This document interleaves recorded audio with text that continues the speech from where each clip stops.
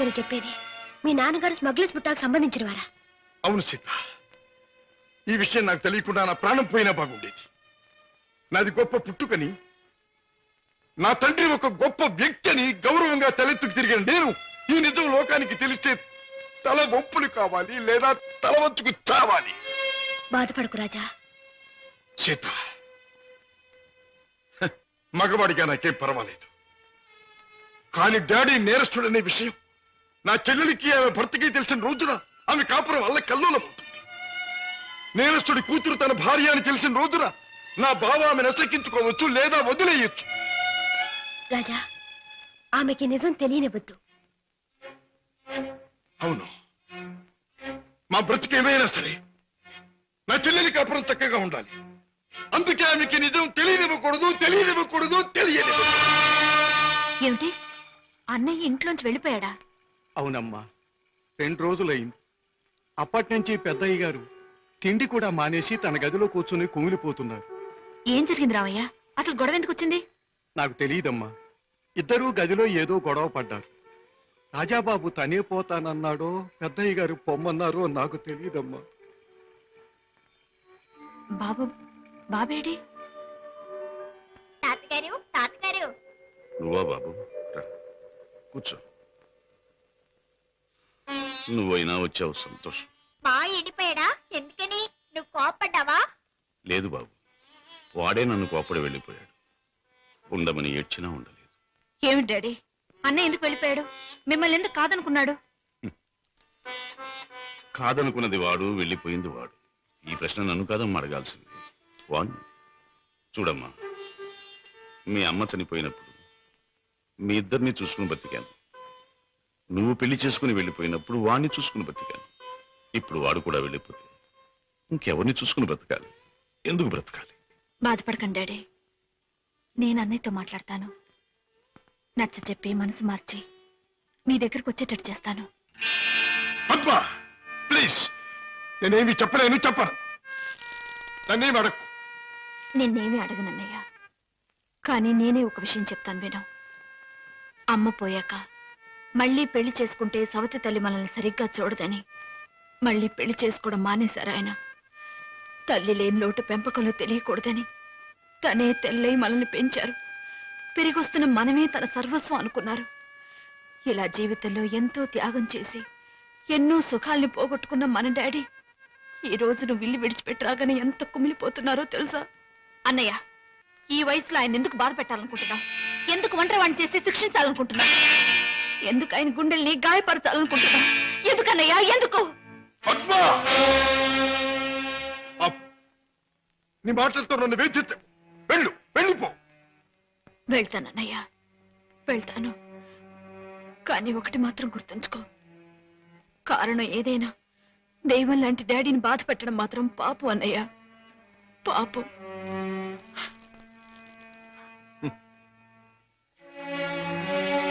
చెల్లెమ్మ, నన్ను పాపి అన్నావు, నేను చేసింది తప్పు అన్నావు. అయినా మరేం పర్వాలేదు. శివుడు విషాన్ని కక్కకుండా మింగకుండా ఎందుకు గొంతుకులో దాచుకున్నాడు?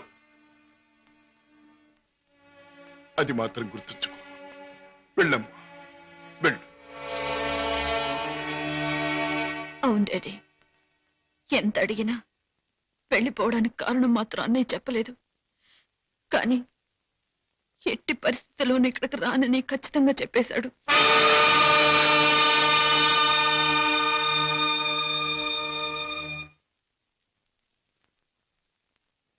రాజా, అర్థం లేని నా బ్రతుకి అందమిచ్చావు. నిన్ను కలిసాకే నా జీవితం ఎంతో మధురంగా మధురంగా.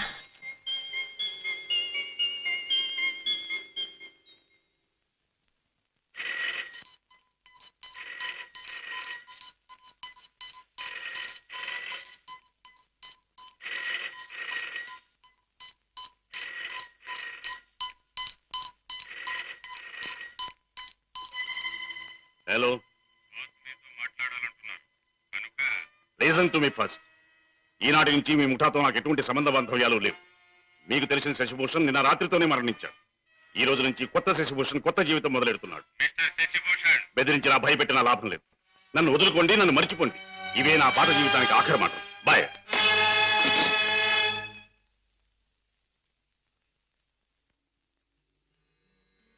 రామయ్య, అయ్యగారు, ఆ వెలుగు చూసావా రామయ్య?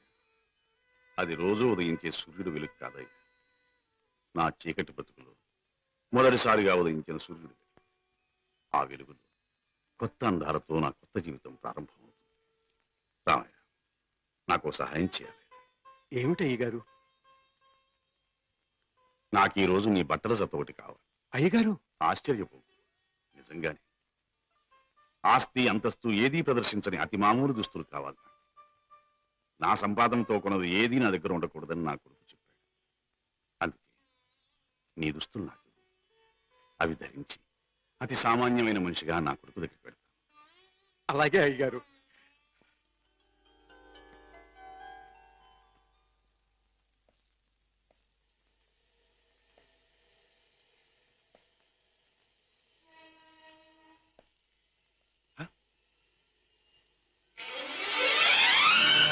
రాజా! డాడీ, నా కోసం వస్తున్నారా?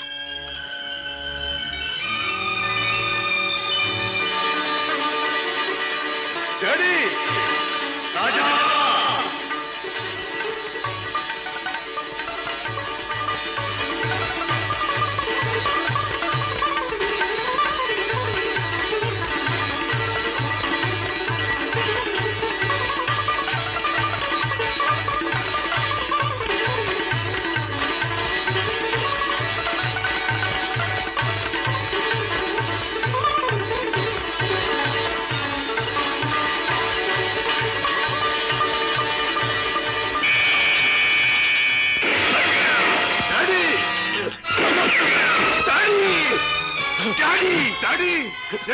ఏమిటి ఘోరం? మై డియర్ సన్, దారి తప్పిన మనిషి ముగింపు ఇలా దారుణంగా ఉంటుందని నాకెప్పుడో తెలుసు. డాడీ! రాజా,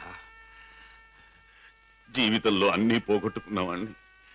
నాకు మిగిలిందల్లా నువ్వు ఒక్కడివి. నీకు దూరమై ఒంటరిగా బ్రతకడం కంటే మంచివాడుగా మారి ఇలా మరణించడమే మంచిదనుకున్నా. డాడీ! ఎవరు ఎవరు మిమ్మల్ని దెబ్బతీసింది? ఎవరు? నా మాటలు విని మారిపోయి వస్తున్న మిమ్మల్ని చంపడానికి ప్రయత్నించింది ఎవరు? ఎవరు డాడీ? ఎవరు? చెప్పలేను. రాజా, రాజా, మొదటిసారిగా మీకోసం నేను తప్పు చేశాను. ఆ తరువాత మిమ్మల్ని చంపుతామని బెదిరించి నా చేత వాళ్ళు తప్పులు చేయించారు. మీకోసం, మీ మంచి కోసం అడ్డదారి నడిచిన నేను అన్నీ మర్చిపోవాలని తాగుడికి దగ్గరయ్యాను, బిడ్డలకు దూరం అయ్యాను. ఇప్పుడు ఇలా వెళ్ళిపోతున్నాను. అలా అనకండి డాడీ. అన్యాయంగా మిమ్మల్ని అంతం చేయడానికి ప్రయత్నించిన ఆ మనుషులెవరు? వాళ్ళంతా నేను చూస్తాను. చెప్పండి daddy. No no, I won't tell you. Daddy! Raja, సుఖంగా బ్రతకవలసిన నువ్వు ఆ రాక్షసుల జోలికి పోయి ప్రమాదం తెచ్చుకోవటం నేను సహించలేను. రాజా, డాడీ! రాజా, నిండు మనసుతో ప్రేమించే కన్న కొడుకు చేతిలో కన్ను మూయటం కంటే నాకు వేరే అదృష్టం ఏం కావాలి? డాడీ! ఏం కావాలి? Daddy! Good bye my son.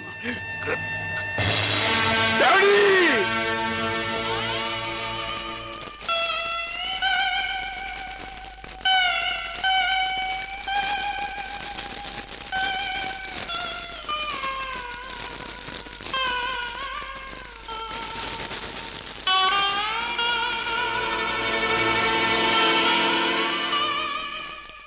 Daddy, మీ చావుకు కారకులు ఎవరో మీరు చెప్పకపోవచ్చు, కానీ నేను తెలుసుకుంటాను.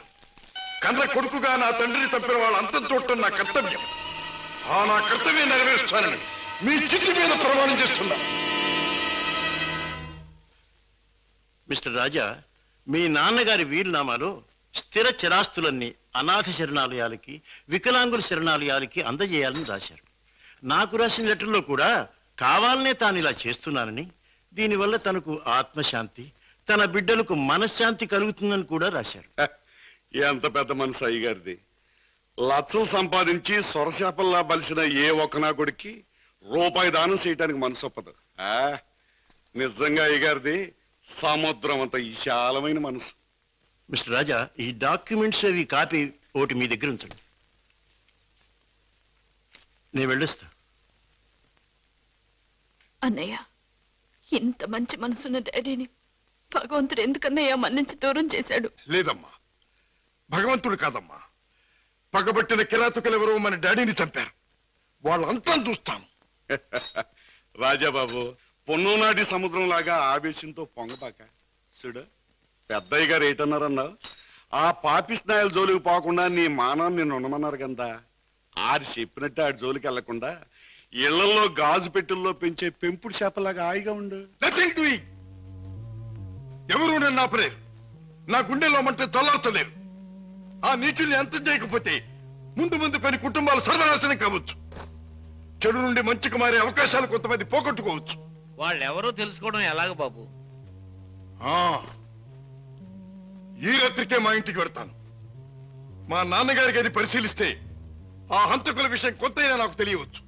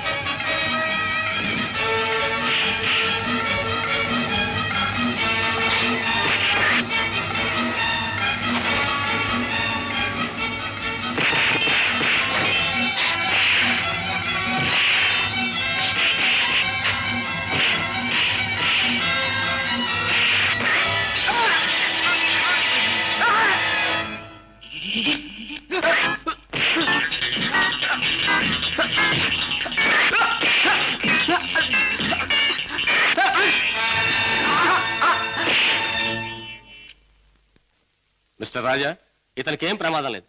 రేపు ఉదయానికి కళ్ళు తెరిచి మాట్లాడగలిగే స్థితిలో ఉంటాడు. Thank you doctor. With your permission ఈ రాత్రికి నేను ఇక్కడే ఉంటాను. అలాగే మిస్టర్. ఓకే. నెక్స్ట్. అన్నయ్య, ఏం జరిగిందన్నయ్య? ఇక్కడి నుంచి ఫోన్ రాగానే నీకే ప్రమాదం జరిగిందని నేను కంగారు పడ్డాను. మరేం పర్వాలేదమ్మా. డాడీ చావు కారకులెవరో తెలుసుకుందామని మన ఇంటికి వెళ్లి ఆధారాల కోసం వెతుకుతున్నాను. ఇంతలో హఠాత్తుగా ఇద్దరు రౌడీలు నా మీద పడి చంపడానికి ప్రయత్నించారు. పాపం, వాళ్ళ కోరిక తీరలేదు. బావా, మీరు ఆ ముఠా విషయం మర్చిపోతే మంచిదేమో. వాళ్ళని పట్టుకునే ప్రయత్నంలో మీకు ఏదైనా ప్రమాదం జరిగితే? కిషోర్, వాళ్ళు బయటపడే సమయం దగ్గర పడింది. అదిగో ఆ మంచం మీద స్పృహ లేకుండా పడి ఉన్నాడే, ఆ వ్యక్తి ఆ ముఠాకి చెందినవాడే. రేపు ఉదయానికి కళ్ళు తెరుస్తాడు. వాడి ముఠా వివరాలు హరికథ చెప్పినట్టు చెప్తాడు. ఏదేమైనా ఇక ముందు ఆ గొడవలకి వెళ్ళకన్నయ్యా. పిచ్చి తల్లి, కంగారు పడకమ్మా, వెళ్ళిరా. వస్తాం బావా. నాతో ఎప్పుడు ఏ అవసరం వచ్చినా ఫోన్ చేయి. Thank you. చలో మేనల్లుడు, చలో. టాటా మావయ్య. టాటా. వస్తానయ్యా. అలాగే. ఇవాళ చెప్పిన పని నమ్మకంగాను చాకచక్యంగాను చేసుకొచ్చినందుకు ప్రతిఫలం అందుకోండి. జగ్గు, ఖాన్, జానీ, హలో కిషోర్, నువ్వు కూడా డబ్బు అందుకోవడానికి తగిన వార్తలు ఏమైనా పట్టుకొచ్చావా? నేను చెప్పే కబురు ఎంత విలువైనదో నువ్వే నిర్ణయించుకో బాస్. మా బావ చేత పట్టుబడ్డ బహదూర్ స్పృహ లేకుండా ఆసుపత్రిలో పడున్నాడు. రేపు వాడికి స్పృహ రాగానే బలవంతాన వాడి చేత మన రహస్యం అంతా రాబట్టుకోవాలనుకుంటున్నాడు మా బావ. గుడ్ గుడ్, చాలా ముఖ్యమైన వార్త తెచ్చా. అందుకో ఈ డబ్బు. కిషోర్, పట్టుబడ్డ ఆ పరమాత్ముడు కళ్ళు తెరిస్తే నీ బావ బెదిరించడం ఖాయం. దాంతో వాడు మన జీవిత చరిత్రలన్నీ గడగడా చదివేస్తాడు. కనుక వాడు కళ్ళు తెరవకూడదు, వాడికి తెల్లవారకూడదు. Kishore, wait wait. ఆ శుభకార్యం అంటే వాణ్ణి చంపే శుభకార్యం నీ చేతుల మీదుగానే జరిపిస్తే ఈ డబ్బంతా నీది. బాస్, ఏమిటి నువ్వనేది? వాణ్ణి నేను హత్య చేయాలా? నో, అది నా వల్ల కాదు. బాస్, నా గురించి నీకు బాగా తెలుసు. హత్యలు, రక్తపాతాలు, దొంగతనాలు, దోపిడీలు ఇలాంటి అఘాత్యలు ఏమి చేయని నీకు ఆ రోజు చెప్పాను. ఏ రోజు?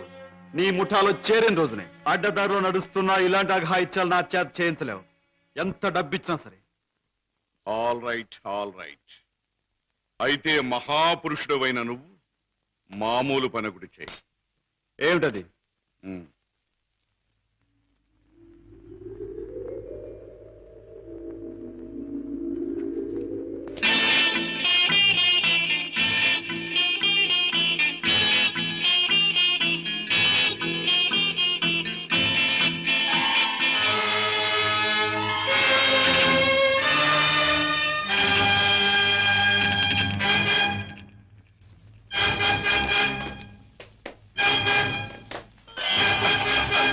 సారీ ఎవరమ్మాయి?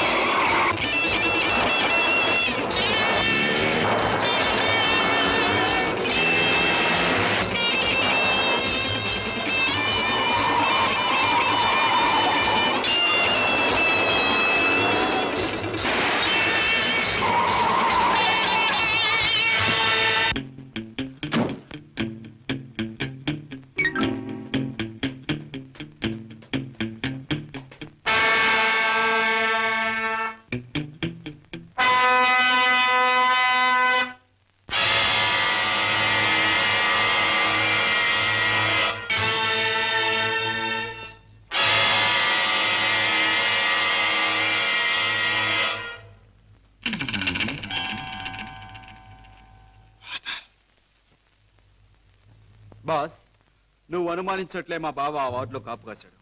నన్ను చూసి వెంటపడ్డాడు. నేను అతను ఆసుపత్రి నుంచి బయటకు వచ్చేలా చేశాను. కనుక మన జాని తన పని తేలిగ్గా ముగించుకుండొచ్చు. బాస్, ఏమాత్రం తేడా లేకుండా పని జరిపేశాను. వాడి ప్రాణాలు తీసేశాను. Very good, very good. చేసిన పనికి అందుకోండి బహుమానం. కిషోర్, జానీ చేసిన పని కూడా నువ్వే చేసుంటే ఇది కూడా నీదే అయ్యుండే. జానీ, బై కిషోర్, నీ వెంట తాచుపాములా తరంగొచ్చిన మీ బావ నీ ముఖ సౌందర్యాన్ని చూడలేదు కదా? లేదు, అతను నన్ను ఏమాత్రం గుర్తించలేదు. Very good. ఇక మనల్ని గురించి అనుమానించడానికి మీ బావకు ఏ ఆధారమూ లేదు. ఈ సందర్భంగా మనకి దొరికిన ఆధారాలు రెండు. ఒకటి కర్చీఫ్. దానివల్ల ప్రయోజనం ఏముంది బాబు? ముక్కు మూతి తుడుచుకోవడం తప్ప. బాబాయ్, కాస్త బుద్ధి ఉపయోగించి చూడు. కారులో కర్చీఫ్ దొరికింది అంటే ఇది ఆ కార్ డ్రైవ్ చేసిన వాడిదే అయి ఉండాలి. దీని మీద కే అనే అక్షరం ఉంది అంటే వాడి పేరు కూడా కే అనే అక్షరంతోనే ప్రారంభం అవుతూ ఉండాలి. సరే, రెండో ఆధారం ఏమిటి? ఆ కారు బ్లూ స్టార్ క్లబ్ దగ్గర ఆగింది అంటే ఆ క్లబ్ కి ఆ ముఠాకి ఏదో సంబంధం ఉండి ఉండాలి. ఇవాళ సాయంకాలం క్లబ్లో నువ్వు ఈ గిటార్ వాయిస్తున్నావు. ప్రత్యేకంగా దీన్నే ఎందుకు వాయించాలి? ఇదో పరమ పవిత్రమైన గిటార్ అని కాదు. దీనిలో మనం ఒక దొరబాబుకి అందజేయాల్సిన వజ్రాలు ఉన్నాయి. ఇవిగో. గుడ్. దీన్ని ఎలా అందజేయాలి? సింపుల్. ప్రోగ్రాం జరుగుతుండగా మధ్యలో నువ్వు ఆ తీగ తెంపేస్తావు. నీ ముందు కూర్చున్న ఆ దొర టేక్ దిస్ మ్యాన్ అని తన దగ్గర ఉన్న గిటార్ నీకు అందిస్తాడు. నువ్వు థ్యాంక్ యూ వెరీ మచ్ అని దీన్ని వాడికి ఇస్తావు. ప్రోగ్రాం అయిపోయాక నువ్వు టాయిలెట్స్ లోకి వెళితే వాడు డబ్బు పెట్టి నీకు ఇస్తాడు. That's all.